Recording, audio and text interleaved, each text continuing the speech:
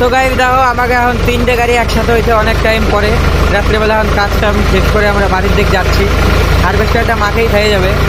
এই 3টে গাড়ি প্রায় আমাকে 50 লাখ টাকা ইনভেস্ট করা, যেটাতে আমাকে আজকে মানে এই সিজনের মধ্যে সব থেকে বেশি আজকেই কাজ হলো। আর 10-12 দিন করে কাজ করতেছি।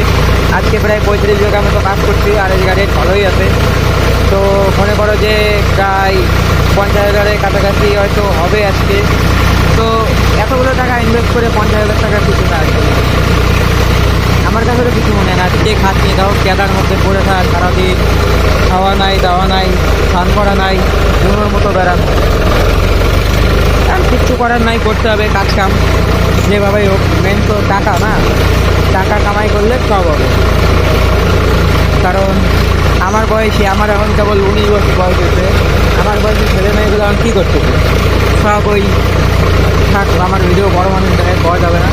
তো যাই হোক, মেন কথা হচ্ছে টাকা কামাই করতে হবে, সেটা কাদার মধ্যে খায় হোক, গাধার মতো খাটে হোক।